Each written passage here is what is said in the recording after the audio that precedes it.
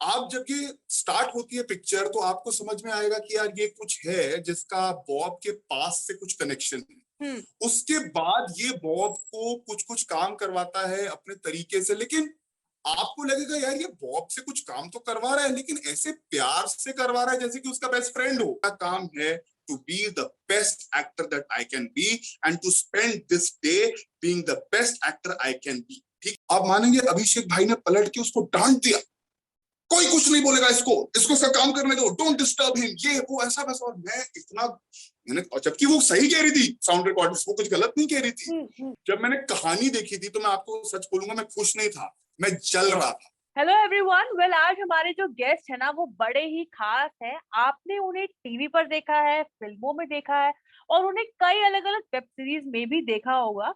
तो ज्यादा वेट नहीं कराते और फटाफट मैं वेलकम कराती हूँ भानु उदय गोस्वामी का, जो इन दिनों बॉब बिस्वास फिल्म में ना अपने कैरेक्टर से ना छाए हुए हैं। तो वेलकम करते हैं भानु का। Bhanu, welcome to NBT. Thank you Priyanka, इतने अच्छे इंट्रोडक्शन के लिए बहुत बहुत शुक्रिया और थैंक यू कि आप ये कर रही हैं मेरे साथ इंटरव्यू। भानु, आपने ना फिल्म भी करी हुई है, आपने टीवी भी करा है, आपने डिजिटल भी करा है और जैसे कि मैंने अपने इंट्रोडक्शन में दिया कि आप 15 सालों से एक्टिंग फील्ड में हो और अभी बॉब विश्वास में आप हिट हो रखे हो एकदम। मतलब मैं आपको फुल फ्लेज एंटरटेनमेंट पैकेज कह लूं। थैंक यू सो मच, ये बहुत ही अच्छा कॉम्प्लीमेंट है। और मैं आपको करेक्ट करना चाहता हूँ, एक्चुअली मैं 17 सालों से एंटरटेनमेंट इंडस्ट्री में हूँ। मतलब हाँ, असल में प्रियंका मुझे बस एक्टिंग से प्यार है और मैं कभी मीडियम के बारे में ज्यादा नहीं सोचता था। जब भी मुझे जहां भी अच्छा काम करने को मिलता था मैं वहां करता था। और मैं ऑनेस्टली अगर आपको बताऊं तो टेलीविजन पे जब भी मैं काम करता था, टेलीविजन हमेशा मेरे लिए तैयारी था। मुझे इस किस्म का काम करना था जो अब मैं फाइनली कर पा रहा हूँ, जैसे बॉब विश्वास हुआ, रुद्रकाल हुआ, अभी आने वाला अमेज़न प्राइम का शो है क्रैश कोर्स। तो मैं इनफैक्ट मैं ये कहना चाहूंगा कि जो 17 साल का टाइम रहा है ये मेरी तैयारी थी। अब मेरा करियर एक्चुअली स्टार्ट होगा। मतलब अपना टाइम आ गया। हाँ, थैंक यू, होपफुली। नहीं, डेफिनेटली जिस तरीके से आपका जो कैरेक्टर है बॉब बिस्वास के अंदर, वो एक तो इतना धूम मचा रहा है, सब उसको पसंद कर रहे हैं। लेकिन मैं चाहूंगी कि आप खुद बताओ कि आपका जो कैरेक्टर है ना वो क्या है। मतलब अपने ऑडियंस को मैं चाहती हूँ आप खुद एक बार बता दो। असल में ना यार, इसका सबसे मजेदार एस्पेक्ट इस कैरेक्टर का ये है कि यार ये किसी को समझ में नहीं आता कि क्या है। आप जब ये स्टार्ट होती है पिक्चर तो आपको समझ में आएगा कि यार ये कुछ है जिसका बॉब के पास से कुछ कनेक्शन है। उसके बाद ये बॉब को कुछ कुछ काम करवाता है अपने तरीके से, लेकिन आपको लगेगा यार ये बॉब से कुछ काम तो करवा रहा है, लेकिन ऐसे प्यार से करवा रहा है जैसे कि उसका बेस्ट फ्रेंड हो, उसका दोस्त हो, उसका बहुत बड़ा हितैषी हो। और काम तो वो उससे बहुत अजीब से करवा रहा है, लेकिन उसकी फिलॉसफी उस काम को लेके बहुत ही अजीब से, जैसे वो पहली लाइन में बोलता है कि मेरा काम है अच्छाई और बुराई के बैलेंस पे नजर रखना। तो अपने हिसाब से वो कोई बहुत ही हाई काम कर रहा है, मतलब ऊपर वाले का काम कर रहा है, भगवान का काम कर रहा है। तो मुझे इस कैरेक्टर में ये सबसे कमाल की बात लगी थी कि यार ये क्या है, ये अच्छा इंसान है, ये बुरा इंसान है, ये बॉब का दोस्त है, ये बॉब का दुश्मन है, ये आपको पूरी पिक्चर में समझ में नहीं आएगा एंड तक। और ये इस कैरेक्टर की जो क्या कहते हैं ग्रे ग्रे शेड है, जो मल्टी डायमेंशनल एस्पेक्ट है, ये मुझे सबसे अट्रैक्टिव लगा था इस कैरेक्टर के बारे में। और मैं ऑनेस्टली आपको बताऊं, मैं नहीं बता सकता कैरेक्टर क्या है, क्योंकि अगर मैं बोलूं यार ये एक पुलिस वाला है, लेकिन पुलिस वाला नहीं है। वो जब उससे पूछता है बॉब क्या आप पुलिस में है, तो वो बोलता है ऐसा ही कुछ समझ लीजिए। सो बहुत ही लेयरिंग है इस रोल में, और इस तरह के काम करना, इस तरह के कैरेक्टर्स करना एक एक्टर की ड्रीम होती है। और बहुत ही मैं खुशकिस्मत हूं कि सुजोयदा और दिया ने मुझे रोल दिया। अच्छा, जैसे आपने बताया कि आपने भी एक डायलॉग बोला जिसमें आपने कहा कि ऐसा ही समझ लीजिए, आपका ना एक डायलॉग और भी है जब आप कहते हो कि जब तुम्हें पता चले हमें भी बता देना। तो ये जो स्टाइल मारते हुए डायलॉग आप बोल रहे हो, ये मतलब आपने सोचा था कि ये मैं डायलॉग एकदम स्टाइल में बोलने वाला हूँ? देखिए यार, पता क्या है कि ये रोल मुझे कैसे मिला, ये भी एक बहुत ही मैजिकल स्टोरी है। और मैं प्रियंका ये अपने लिए नहीं बताना चाहता, ये जो भी बाहर एक्टर्स सुन रहे हैं, आर्टिस्ट सुन रहे हैं, जिनको लग रहा है कि बहुत स्ट्रगल है, बहुत मुश्किल है, उनके लिए स्टोरी बहुत इंस्पायरिंग है। क्योंकि इस स्टोरी में आपको समझ में आएगा, अगर आप सिर्फ शिद्दत से अपना काम करोगे ना तो मैजिक होता है। सो बेसिकली यार देखो, मैं ऑनेस्टली आपको बताऊं, ये सब जो भी मेरी लाइफ में हो रहा है, ये काम, मेरा आगे आने वाला काम, मुकेश छाबड़ा भाई जो इंडिया के बिगेस्ट कास्टिंग डायरेक्टर हैं, और मेरे हिसाब से वो ग्रेटेस्ट कास्टिंग डायरेक्टर हैं इसलिए क्योंकि वो सिर्फ एक एक्टर को रोल में कास्ट नहीं करते, वो एक्टर को अंदर से समझ जाते हैं और उसके लिए कुछ परफेक्ट निकालते हैं। मतलब आई कांट इवन एक्सप्लेन उनका प्रोसेस क्या है। तो मैं वो मेरे को पुराने टाइम एनएसडी से जानते हैं, और कुछ हो नहीं रहा था लाइफ में, मैं स्ट्रगल कर रहा था, टेलीविजन कर रहा था थोड़ा बहुत, लेकिन फिल्मों में मैं घुसना चाहता था, घुस नहीं पा रहा था। मैंने फिल्म की थी जो रिलीज नहीं हुई थी, और मैं उसकी सीडी बांट रहा था सबको कि देख लें। तो मैं मुकेश भाई को जानता तो था, लेकिन वो इतने बड़े हो गए थे तो मैं हिचक रहा था उनको मैसेज भी करने। लेकिन मेरी वाइफ शालिनी ने बोला यार एक बार मैसेज तो करो। मैंने उनको मैसेज किया कि मुकेश भाई ऐसा ऐसा है, प्लीज आप ये मेरी फिल्म देखिए और मेरी मदद करें। उन्होंने इमीडिएटली मुझे बुला लिया, अगले दिन ही ऑफिस बुला लिया। जब मुझे मिले उन्होंने कहा यार तू बहुत टैलेंटेड लड़का है, मैं तेरी मदद करूंगा और मैं तुझे बैक करूंगा, तू बस लगा रहे। और आप इमेजिन कर सकते हैं कितने साल पुरानी बात है, ये 10 साल पुरानी बात है। ओह माय गॉड, 10 साल लगातार वो मुझे ऑडिशन करते रहे, मुझे इनकरेज करते रहे। वो बोलते थे कि तू लगा रहे, तू अच्छा एक्टर है, तेरा टाइम आएगा, तू अच्छा एक्टर है, तेरा टाइम आएगा। मैं 10 साल उनके लिए लगातार ऑडिशन करता रहा। फाइनली एक दिन मैं मेरे लिए ऑडिशन करना नॉर्मल चीज हो गई थी, तो मैंने एक और ऑडिशन करने लगा। नेटफ्लिक्स पे सुजॉयदा शो बना रहे थे, टाइपराइटर, और उस शो के लिए मैं ऑडिशन करने गया। बहुत ही बेहतरीन कैरेक्टर था और मैंने उसके लिए टेस्ट किया और टेस्ट खत्म करके वापस आ गया। उसमें मेरा हो गया और मैं पागल हो गया खुशी से। जब मैंने कहानी देखी थी तो मैं आपको सच बोलूंगा, मैं खुश नहीं था, मैं जल रहा था। बहुत मुझे जलन हो रही थी, यार ऐसी कमाल की फिल्म है, इसमें मैं क्यों नहीं हूं, मुझे ऐसा काम करना है। और तो फिर सुजॉयदा ने जब मुझे बुलाया टाइपराइटर के लिए, मैं उनसे मिला। उन्होंने कहा यार मुझे तू पसंद बहुत है, लेकिन तू ना बहुत यंग लग रहा है इस रोल के लिए। तो मैंने बोला दादा आप ही ने लिखा है रोल, तो यंग कर दो क्या फर्क पड़ता है। उन्होंने बोला नहीं यार मुझे ना थोड़ा ओल्डर चाहिए, इसमें थोड़ा फेस वेदर्ड चाहिए, थोड़े रिंकल विंकल चाहिए, तो ट्राई करते हैं मेकअप से। बहरहाल हमने मेकअप से ट्राई किया, लेकिन बात नहीं बनी और वो चीज नहीं हुई। दिल तो मेरा टूटा, लेकिन कम से कम मुझे ये सुकून था कि उन्होंने कहा तू मुझे पसंद है, तो आगे कभी काम होने की उम्मीद थी। फिर आउट ऑफ द ब्लू मुझे हिरेन का फोन आया। हिरेन मुकेश भाई का असिस्टेंट है जो इस फिल्म में कास्टिंग कर रहा था। उसको बोला सर हम एक फिल्म बना रहे हैं बॉब विश्वास, उसमें एक कैमियो है 1 दिन का, आप करोगे? तो मैंने बोला 1 दिन का कैमियो है? कह रहा हाँ कुछ डायलॉग वायलॉग नहीं है, बस ऐसा कैमियो है जैसे विद्या बालन का पहला हस्बैंड था कहानी में वैसा है। तो मैंने वो कहा जो इंद्रनील, कहते नहीं नहीं वैसा नहीं, पहला। मैंने कहा पहला तो यार मुझे याद ही नहीं है कौन था। तो मेरा मुझे समझ में आ गया कुछ खास है नहीं, बट मैं सुजॉयदा के साथ इतना काम करना चाहता था और मैं मुकेश दा को इतना ट्रस्ट करता हूँ, मुकेश भाई को, कि मैंने कहा ठीक है भाई जो भी है मैं करूंगा। तो आप मानो जिन्होंने फिल्म देखी है वो समझेंगे, और जिन्होंने नई फिल्म देखी है उनको फिल्म देख के समझ में आया था। मैं वो डेविड का रोल कर रहा था, वो जो चित्रांगदा का फर्स्ट हस्बैंड होता है, वो रोल के लिए मैं फाइनल हुआ था। और फिर मैं ठीक है मैं वेट कर रहा हूँ कि कब जाएंगे, एक दिन जाके दादा से मिलके आएंगे सुजॉयदा से और कहेंगे भाई अगले टाइम पे बड़ा रोल देना। ऑल ऑफ अ सडन 1 हफ्ते बाद मुझे फोन आता है और हिरेन बोलता है कि सर आप ये 10, 15, 20 दिन गिना दिए, आप इन दिन फ्री हैं? मैंने कहा हाँ यार फ्री हूँ। कहता सर हम आपका रोल बदल रहे हैं, माइंड ब्लोइंग रोल है, आप बस हाँ बोलो आ जाओ। अब मैंने कहा यार ठीक है 15-20 दिन की शूटिंग है तो 1 दिन की शूटिंग पे तो अच्छा ही होगा।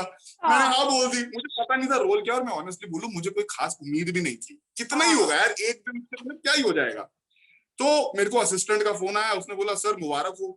मुबारक है, चलो यार मतलब कुछ है कि मैं आपको स्क्रिप्ट भेज देता हूँ। मैंने कहा भाई पूरी स्क्रिप्ट मत भेज, मुझे खाली मेरे सीन भेज, क्योंकि मेरा एटीट्यूड उस टाइम पे इतना था मेरे 1-2 सीन होंगे। अब कहा मैं पूरी स्क्रिप्ट पढ़ते बैठूंगा यार अपने 1-2 सीन करने के लिए। तो बहरहाल उसने हमको पूरी स्क्रिप्ट भेज दी। फिर मैंने कहा अरे यार अब स्क्रिप्ट पढ़ो, लेकिन मुझे एक कंफ्यूजन हुआ क्योंकि स्क्रिप्ट के ऊपर मेरा नाम लिखा था, मेरे कैरेक्टर का, जीशु। मैंने कहा कैरेक्टर का नाम लिखा है, अच्छा। फिर मैं स्क्रिप्ट पढ़ने लगा, हर 2 बनने के बाद ये कैरेक्टर आ जाए, हर 2 पन्ने के बाद ये कैरेक्टर आ जाए। फिर वो सीन पढ़ा हमने लंबा वाला, अभिषेक भाई वाला। मैंने कहा 4 पन्ने का सीन जो मैं बोल रहा हूँ और अभिषेक भाई बस सुन रहे हैं। मैं और मेरी वाइफ ऑटो में कहीं जा रहे थे, मैंने कहा शालिनी तो लाइफ बन गई, ये तो कुछ मैजिक हो गया भाई, समझ में नहीं आ रहा। और अब मानोगे शूटिंग कल थी, आज मुझे ये रोल मिला है, कल से मेरी शूटिंग स्टार्ट थी। आह, बस हमने बैग वैग बांधा, मैंने लाइन वाइन याद की और मैं सीधा सेट पे पहुंचा। जो लोग फिल्म देख चुके हैं, अब आप हम्म, इमेजिन कीजिए कि ऊपर वाला कैसे मैजिक करता है। पहला सीन हमने पता है कौन सा किया, वो जो लास्ट में सीन आता है ना, जब मैं अभिषेक भाई को डांट रहा हूँ, हाँ जब मैं उनको बुली करता हूँ, हाँ। वो सीन पहला सीन था।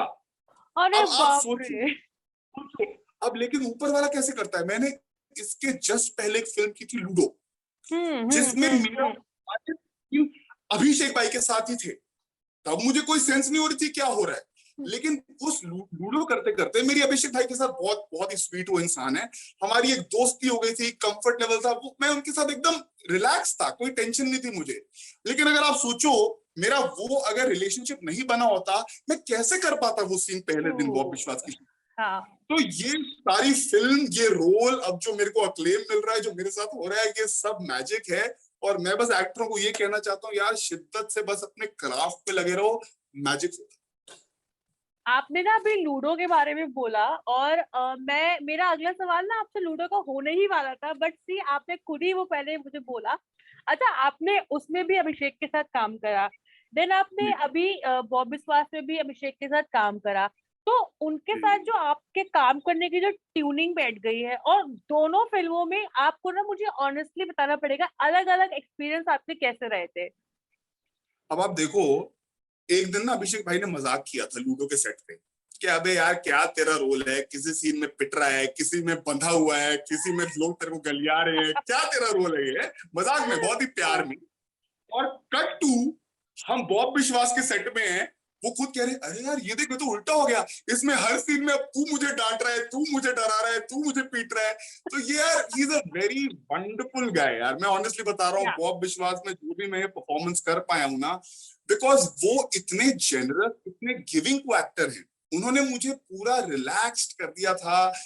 कुछ मतलब मैं आपको एक छोटा सा एग्जांपल देता हूँ, जैसे हम वही वाला सीन कर रहे थे जिसका मैंने मेंशन किया, पहला दिन था और कुछ चल रहा था। तो यूजुअली क्या होता है कि जब सामने वाले एक्टर के डायलॉग हो रहे होते हैं, इवन दो आप सीन में कुछ रिएक्ट कर रहे होते हो, जब उसका क्लोजअप चल रहा होता है तो आपको नहीं रिएक्ट करना चाहिए, बिकॉज शायद उसके उसके डायलॉग कट हो जाएंगे, आपके डायलॉग ओवरलैप ना हो। और हम सीन में इन्वॉल्व थे एकदम, और उनका क्लोजअप चल रहा था, और शायद मैंने कुछ बोला उनके डायलॉग के बीच में। बिल्कुल वाजिब था कि जो हमारी साउंड रिकॉर्डिस्ट थी, उन्होंने अपने असिस्टेंट को भेजा कि सर उस टाइम पे ना आप मत बोलो क्योंकि अभिषेक भाई का डायलॉग कट हो रहा है। आप मानेंगे अभिषेक भाई ने पलट के उसको डांट दिया, कोई कुछ नहीं बोलेगा, इसको इसको इसका काम करने दो, डोंट डिस्टर्ब हिम, ये वो ऐसा वैसा। और मैं इतना, मैंने, और जबकि वो सही कह रही थी साउंड रिकॉर्डिस्ट, वो कुछ गलत नहीं कह रही थी, लेकिन just to help me out, just to understand, he understood कि ये मेरी लाइफ का सबसे बड़ा रोल है, मेरे को कंफर्टेबल करने के लिए, मुझे हेल्प और सपोर्ट करने के लिए। और ऐसे लाखों जेस्चर्स उन्होंने छोटे छोटे किए, जो मैं अब गिनाने बैठूंगा तो हमको ये 4-5 घंटे का इंटरव्यू लगेगा। मतलब आई वो एम पूरी फिल्म एक्सट्रीमली बन जाएगी। Grateful. Exactly, I am extremely grateful to you. ये जो परफॉर्मेंस मैं कर पाया हूं ना, ये सिर्फ 3 लोगों की वजह से, 4 क्योंकि मुकेश भाई ने मुझे रोल दिलवाया, सुजॉयदा जिन्होंने कमाल का रोल लिखा, और आप मानेंगे जब मैंने फाइनल लास्ट पे मैंने उनको बोला दादा थैंक यू आपने मुझे ये रोल दिया, लखन दादा कैसे दिया, आपको कैसे पता था यार इतना बड़ा रोल बिना मेरे साथ काम किए, ट्रू। कैसे उनको विश्वास था कि मैं कर पाऊंगा। तो उन्होंने बोला मैंने तेरे टाइपराइटर के ऑडिशन की वजह से तुझे रोल, आप मान सकते हैं, एक दूसरा रोल, एक दूसरा शो, उसका भी ऑडिशन देख के उन्होंने मुझे ये मेरा लाइफ चेंजिंग रोल दिया। तो मुकेश भाई, सुजॉयदा, पिया, जिसने मुझे एब्सोल्यूट फ्रीडम दिया इस रोल को ऐसे इंटरप्रेट करने के लिए। और जो आप वो स्टाइल की बात कर रही थी ना, हाँ। कि आपने ये, यार ये मेरा इनेट स्टाइल है।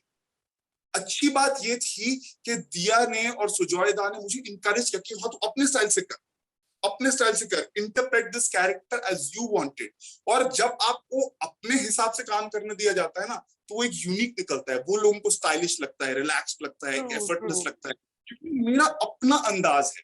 होता क्या है कि अगर आपके ऊपर किसी दूसरे का अंदाज थोपा जाए, या सपोज करो राइटर ने लिखा है और वो कहे नहीं नहीं ऐसा मत करो, ऐसा करो, कुछ और करो, मैंने ये सोचा था, तो फिर एक्टर कभी कर तो देगा अगर आप कॉम्पिटेंट एक्टर हो, लेकिन वैसा मैजिक नहीं होगा जैसा एक्टर के अपने इंटरप्रिटेशन करने से होता है। तो यार दिया, सुजोयदा, मुकेश भाई और अभिषेक भाई, इन सब लोगों की वजह से मैं कर पाया, I am really grateful. Wow wow, मतलब आपकी, आप कह सकते हो कि आपने फ्रीडमली आपने अपना स्टाइल करा और आप आज जो एकदम छा रहे हो। But Bhanu, there was a time, ठीक है, देयर वाज अ टाइम जब आपने प्रोफेशनली काम करते हुए ना अपने नाम के आगे से गोस्वामी हटा दिया था। अब आपने जी वापस से अपने नाम के आगे जो है गोस्वामी लगा लिया है। तो ये चक्कर जी क्या है? जी। मतलब ये न्यूरोलॉजी का चक्कर है कि पामिस्ट का है, एस्ट्रोलॉजर चक्कर है, क्या है? नहीं नहीं, देखिए मेरे ऊपर वाले की, माता रानी की बहुत बड़ी कृपा है कि मैं माता रानी का भक्त हूँ। तो मैं किसी एस्ट्रोलॉजर किसी को नहीं मानता, मैं सिर्फ माता को मानता हूँ। ये क्या है, देखिए मेरे फादर जो थे ना वो एक ब्यूरोक्रेट है। मैं एक छोटे शहर में, जम्मू का हूँ, हमारा एक छोटा सा शहर है, और छोटे शहर में क्या होता है, मेरे पापा अफसर थे। तो बचपन से मुझे बोला जाता था, अरे ये गोस्वामी साहब का लड़का है, अरे मैं कुछ भी कर लूं, अरे ये गोस्वामी साहब का लड़का है, अच्छा करूं तो अरे गोस्वामी साहब के लड़के ने अच्छा किया, और फेल हूं तो, और अक्सर मैं फेल ही होता था पढ़ाई में, कि अरे गोस्वामी साहब का लड़का तो कुछ नहीं कर रहा, कर रहा है। तो मुझे बेसिकली ना इतनी, और मैं एक यंग आदमी का ना हमेशा ऐसा होता है कि वो अपना नाम बनाना चाहता है, वो अपनी आइडेंटिटी स्थापित करना चाहता है। तो जब मैं एक्टर बना और प्रोफेशनली एक्टर बना, तो मैंने कहा नहीं यार, मुझे अपनी पहचान बनानी है, मुझे अपने फादर से, अपने फैमिली से अलग, और मेरी फैमिली का कोई लेना देना नहीं है इस काम से। मुझे था कि मुझे अपनी पहचान बनानी है। और फिर एज टाइम गोज ऑन वो सब हुआ, ऊपर वाले की कृपा से बहुत अच्छा चला मेरा, लाइफ चली, काम चला, थोड़ा बहुत शोहरत मिली, नाम मिला, सब कुछ मिला। और फिर मेरे फादर एक टाइम पे रिटायर हुए। तो मुझे ये रियलाइज हुआ यार, वो टाइम था कि मुझे अपना नाम बनाना था, लेकिन अब ये टाइम है मुझे अपनी फैमिली को ऑनर करना, उनको उनके नाम की इज्जत बढ़ानी है। तो मैंने वापस अपने नाम में गोस्वामी लिखना शुरू किया। इनफैक्ट ये पहला काम है जिसमें मैंने गोस्वामी लिखना स्टार्ट किया है, और देखिए कैसे फला ये काम। तो मतलब गोस्वामी लिखते ही एकदम जो है अपना टाइम आ गया।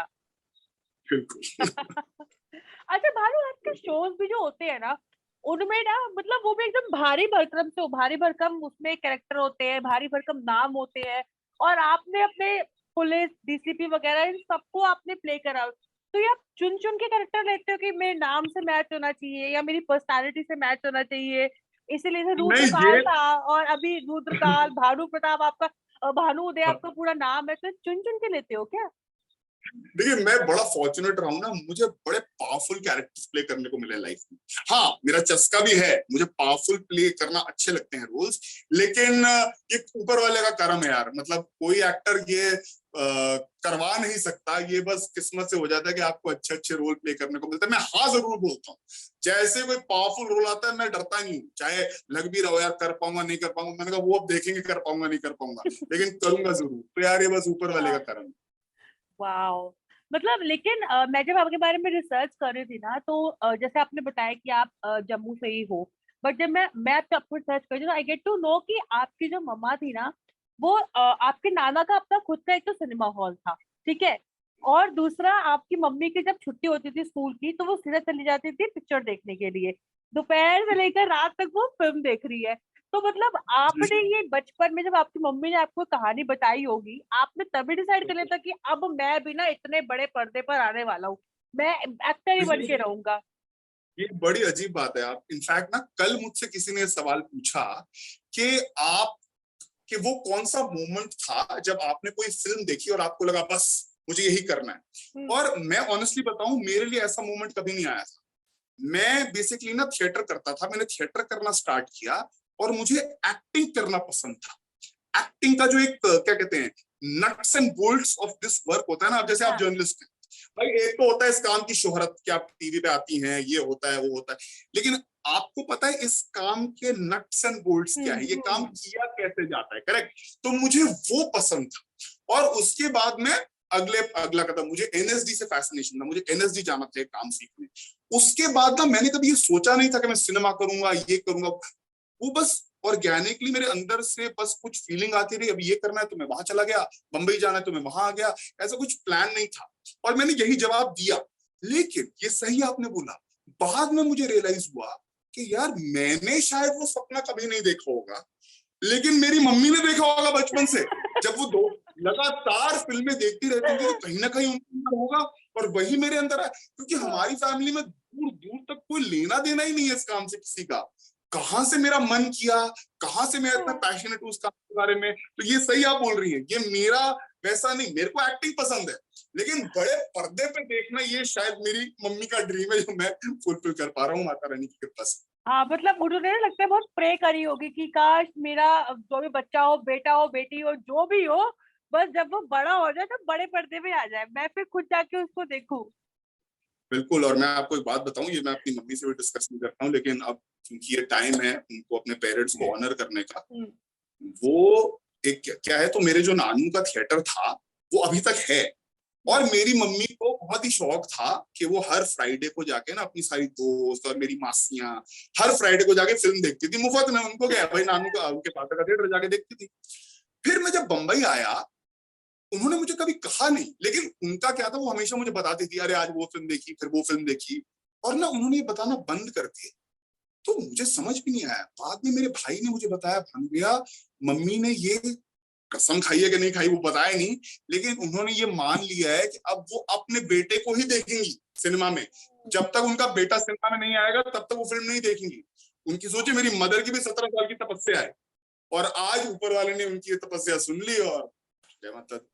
एब्सोल्युटली, मतलब इतना उन्होंने ना किसी चीज को शिद्दत से चाहा और वो बेटे ने फुलफिल एकदम कर दिया। और मैं तो ऑनेस्टली आपको बताऊं, आप अपने राइट में कामयाब हैं यार, माँ बाप के आशीर्वाद के बिना लाइफ में कुछ नहीं हो सकता। ट्रू, एब्सोल्युटली ट्रू, ये तो आपने एकदम सर्वगुण संपन्न बेटे वाली बात एकदम बोली है। बट भानु मैं अच्छा बेटा नहीं हूँ, बातों का धनी हूँ बस। ऐसे बहुत बुरा बेटा कोई बात नहीं सुनता अपने माँ बाप की। अच्छा भानु, वैसे तो मेरे पास बहुत सारे आपके लिए सवाल थे, बट क्योंकि हम लोग टाइम जो है वो भाग रहा है एकदम, तो अब मैं आपके साथ ना कुछ 3-4 क्वेश्चन पूछने वाली हूँ। You have to very quick, ठीक है, रैपिड फायर एकदम होने वाला है, तो बिल्कुल टाइम बिल्कुल नहीं लेना है, एकदम बताना है आपको, ठीक है। बिल्कुल, मैं सवाल पूछने से पहले ही ना जवाब दे दूं। एक को स्टार जो आपके ऑल टाइम फेवरेट है। अभिषेक बच्चन। अरे, अच्छा, बॉब बिस्वास के सेट पर सबसे ज्यादा मस्ती शरारत कौन करता था? सुजॉयदा। क्योंकि सुजॉयदा भाई इतने बड़े डायरेक्टर, इतने आपकी इमेज होगी, वाओ कहानी बनाई, बदला बनाई, लेकिन आप उनको देखेंगे ना, वो एक फटी हुई टी शर्ट में बरमूडास पहन के, बाल बिखरे हुए, और एक एकदम यंग लड़का लगते हैं। आप उनकी फोटो देखा, आपने तो देखा ही होगा इंटरव्यू में, हाँ, हाँ। एकदम लगता है वो 25 साल का लौंडा है, और ऐसे इधर उधर भागते रहेंगे, इधर उधर हमको आके जोक मारते रहेंगे। लेकिन ये उनकी बहुत ही ब्यूटीफुल टेक्निक है, क्योंकि उनको पता होता है कि एक्टर्स के ऊपर कितना प्रेशर होता है सेट पे, तो सबको शायद रिलैक्स करने के लिए वो ऐसे बिहेव करते हैं। सबसे ज्यादा मस्ती वो करते हैं सुजॉयदा। वाओ। अच्छा, आपका खुद का अपना अब तक का all time favourite character? Jishu. All time. अच्छा, उसके बाद? All time. अब वो अगला जो काम आने वाला है Amazon प्राइम पर, जब हम डिस्कस करेंगे तो आप बताइएगा जीशु बेटर था कि वो। अच्छा, अगले प्रोजेक्ट तो आप मुझे बता रहे हो Amazon पे आपका आने वाला क्लास, उसके अलावा आपके अपने अपकमिंग आपके क्या क्या प्रोजेक्ट्स है? और एक्चुअली क्या है, इनफैक्ट अपना ये जो बॉब विश्वास है, इसकी शूटिंग भी हमने लॉकडाउन, जब पहला लॉकडाउन लगा ना, हमारी शूटिंग 90% खत्म हो गई थी, सिर्फ 5 दिन बचे थे, लॉकडाउन लग गया। फिर जब लॉकडाउन खुला तो मैं रुद्रकाल शूट कर रहा था, और फिर हम बीच में गए ये 5 दिन की शूटिंग करने के लिए, और उसके बाद ये Amazon वाला शो हुआ। तो ये सारी शूटिंग खत्म हो चुकी है बहुत पहले, लेकिन लॉकडाउन के चक्कर में जो दुनिया बदल गई है उसके हिसाब से इन सारे को आने में टाइम लग रहा है। और अब जब बॉब विश्वास रिलीज हुई है, ऊपर वाले दुआ से यार बहुत कुछ हो रहा है, जैसे ही कुछ फाइनलाइज होगा मैं सबसे पहले आपको बताऊंगा। वाओ। अच्छा, कोई 2 टिप्स जो आप आने वाले अपकमिंग एक्टर्स को देना चाहते हो, जो नॉन, आप भी क्योंकि फिल्म इंडस्ट्री से बिलोंग नहीं करते, आपकी फैमिली भी नहीं करती, आप एकदम से आउटसाइडर हो, तो जो आउटसाइडर है उनको अगर आप 2 टिप्स देना चाहते हो तो क्या दोगे? आउटसाइडर इनसाइडर ये सब भूल जाओ, ये सारी बातों में अपना एनर्जी और टाइम वेस्ट मत करो, पहली टिप ये। दूसरी टिप ये, सिर्फ अपना काम करो और अपने आप को हर दिन बेहतर एक्टर बनाओ। आपका सिर्फ एक काम है। अपनी जिंदगी ऐसे ही जी है, और मैं यही बोल सकता हूँ जो मैंने किया है। मैं रोज सुबह उठता था, सोचता था मेरा काम क्या है। मेरा काम है to be the best actor that I can be and to spend this day being the best actor I can be. ठीक है, अपॉर्चुनिटी मिले ना मिले, काम मिले ना मिले, वो मेरे हाथ में नहीं है, लेकिन आज का दिन मैं कैसे बेस्ट यूज करूं वो पूरा मेरे हाथ में। वो पावर कभी अपने आप से नहीं जाने देना, और जब तक आप वो काम करते रहोगे ना, आपको दुनिया की कोई ताकत नहीं रोक सकती, उल्टा सब सपोर्ट करता है। वाओ, मतलब अमेजिंग। ये टिप्स जो आपने दी है वो मेरे ख्याल से जो अभी जो अब सून टू बी जो एक्टर्स हैं, जो एक्टर बनना चाह रहे हैं, उनके लिए बहुत ज्यादा हेल्पफुल होगी। Well, thank you so much Bhanu, मुझे बहुत मजा आया आपके साथ बात करके। एंड जल्दी जल्दी से और सारे प्रोजेक्ट लेकर आओ, फिर उन सब पर भी बातें करेंगे आपके साथ। डेफिनेटली, थैंक यू प्रियंका, आपने इतने प्यार से बात की, इतने अपनेपन से बात की, लगा ही नहीं कि हम बहुत पहली बार इंटरव्यू कर रहे हैं, ऐसा लगा दो दोस्त बात कर रहे हैं। एग्जैक्टली सेम, मुझे खुद ऐसा फील लगा ही नहीं कि मैं किसी मतलब किसी फर्स्ट टाइम बात कर रही हूँ आपसे। एज इट फील्स कि हम लोग हर चौथे दिन बात करते रहते हैं। It feels so amazing. Thank you so much Bhanu. आपका खुलापन और आपका अपनापन, thank you so much. Thank you so much Bhanu. Bye. Bye.